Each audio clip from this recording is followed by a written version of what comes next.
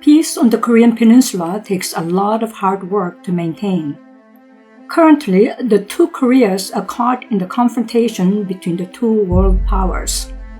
The Korean Peninsula has had a turbulent history. China, Russia, and Japan surround the peninsula, leading to ongoing foreign aggression and frequent civil wars. Amid that painful history, the country was divided in 1945, and the Korean War erupted in 1950. The conflict between the North and the South is currently at its peak. Neutralizing the Korean Peninsula is the recommended solution to this problem. Neutralizing the Korean Peninsula is about international diplomacy through treaties between the North and the South and the surrounding great powers. If the four powers negotiate and announce the neutrality of the Korean Peninsula, North and South Korea will have the authority and the obligation as neutral countries. After neutralizing, the problems on the Korean Peninsula will have to be solved by the North and the South together. This includes the issue of reunification.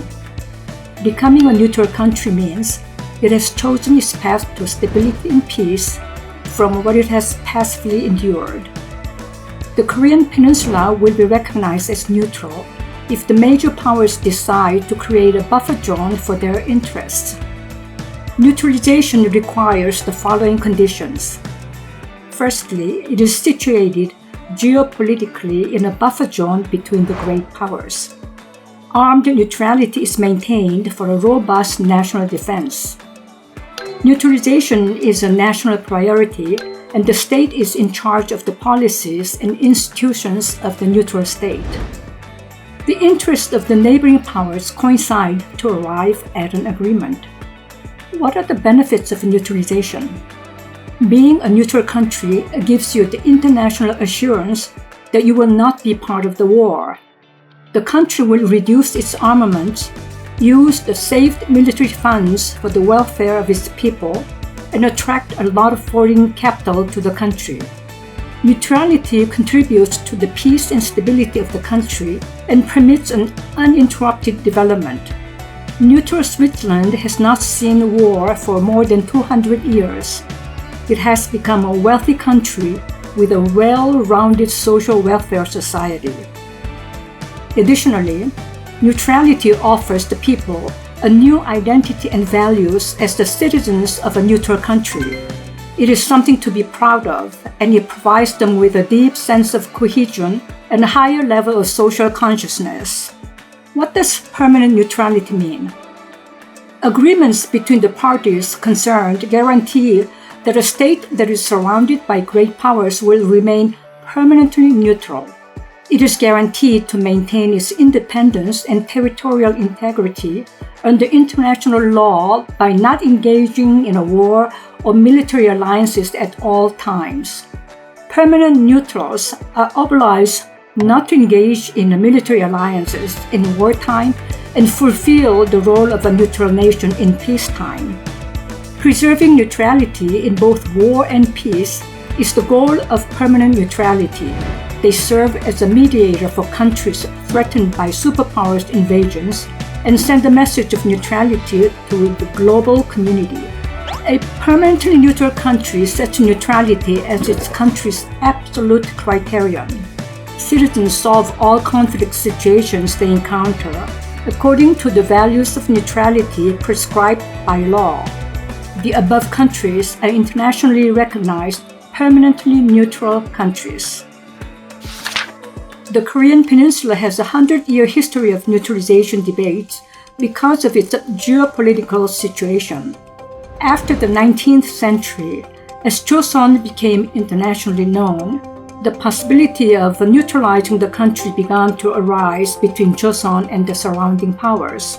In 1885, Baudelaire, the German vice consul, proposed to the Joseon government that Korea should be made a permanently neutral state like Switzerland. That same year, Yu Il-jun promulgated the theory of neutrality, which called for the neutralization of Joseon under the assurances of the great powers. In 1904, Emperor Gojong declared permanent neutrality unilaterally. When he saw the partition of Qing dynasty in 1900, he had a premonition that the peninsula could be divided, so he insisted on neutralizing it. But it was derailed by a backlash of Japan, the United States, and Russia. Kim Yong-jung, who studied at Harvard, USC, and Columbia University, campaigned for independence of Korea and proposed a neutralized reunification plan. Hwang In-kwon, who went to the US in 1954 to study, wrote a thesis entitled A Study on Neutralization of the Korean Peninsula and many other related papers. In 1960, Kim Sam-gyu proposed a reunification plan, saying that since the country's division was carried out by the interest of the four great powers, reunification should also conform to their interests. In 1961, the military government in Korea controlled the neutralization and reunification movement. However, it has continued overseas, gradually gained momentum in Korea since 2001, and is active.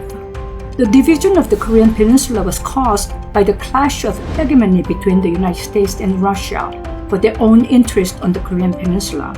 After that, the North and the South became hostile to each other. 70 years later, the South Korean people's desire and imagination to improve inter-Korean relations are dormant because of division, war, and the constant clash of ideologies amongst themselves. The only way to restore peace and stability on the Korean Peninsula is to keep the balance between maritime and continental powers. To maintain balanced diplomacy with the surrounding powers, it is necessary to have negotiations and economic exchanges between North and South Korea.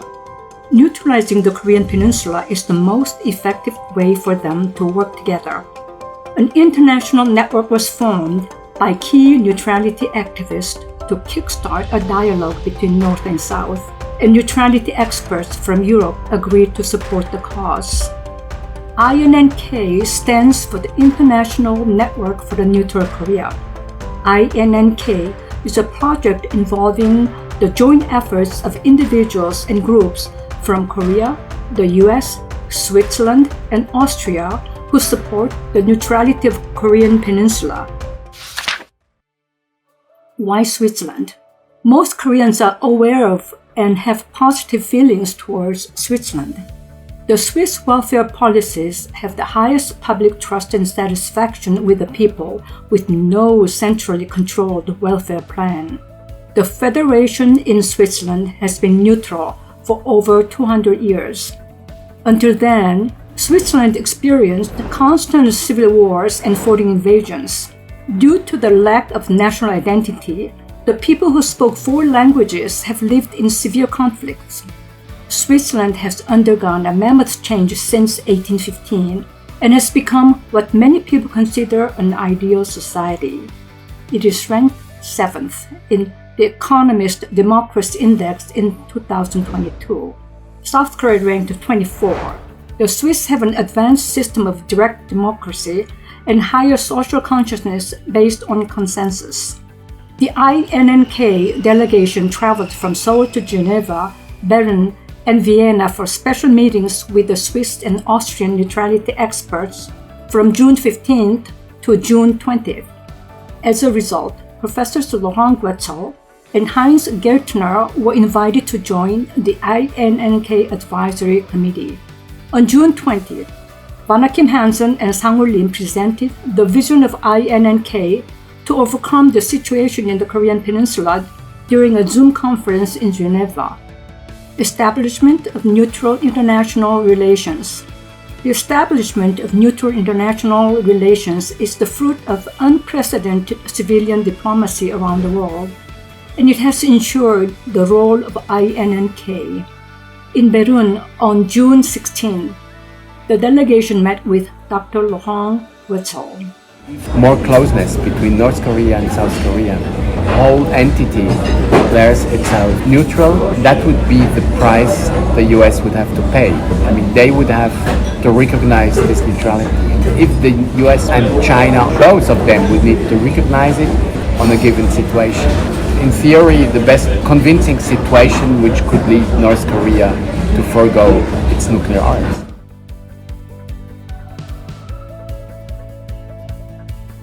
In Vienna on June 18, they met with Professor Dr. Heinz Gertner at the IIP of the University of Vienna. Not the only thing. If you talk about permanent neutrality, permanent means not eternity. Permanent means you're also neutral in peace times. And when you're neutral in peace times, you have to convey the message. So you have to always say, I'm neutral, and that's what basically in the Austrian neutrality law is enshrined.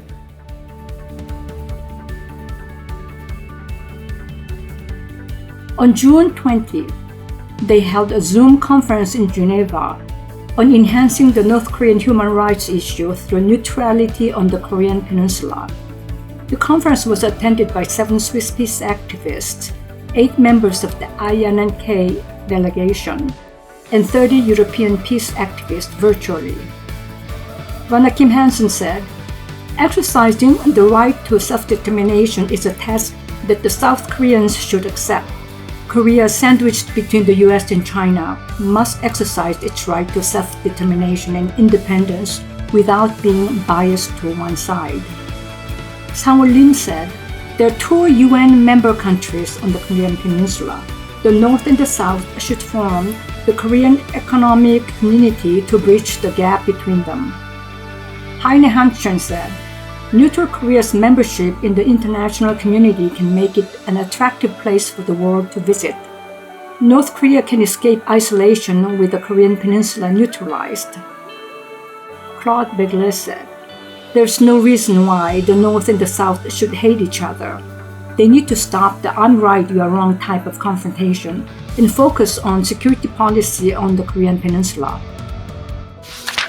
Superpowers surround Korea, dividing it into 2 halves and alienating them from each other. Look at the forest instead of the trees.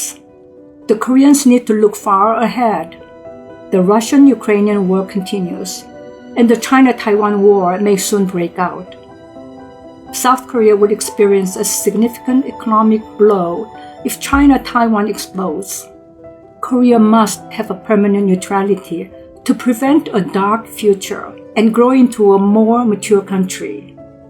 There are no eternal empires, eternal allies, or perpetual foes. But the survival interests of the nation are eternal and perpetual. They must follow their long-term national interests. The United States must respect humanity and all nations. Korea needs to adapt to its new position in the world. South Koreans must define themselves as a country distinct from the United States with distinct cultural roots. The North and South should strengthen their relations and contribute toward peace and the welfare of humanity. Neutrality first and unify later is the most sensible way of reconciling North and South. The Korean people must know that the North and the South have become divided and disparate because of the intervention of foreign powers. If we can work together to achieve neutrality on the Korean Peninsula, we can achieve peace in Northeast Asia.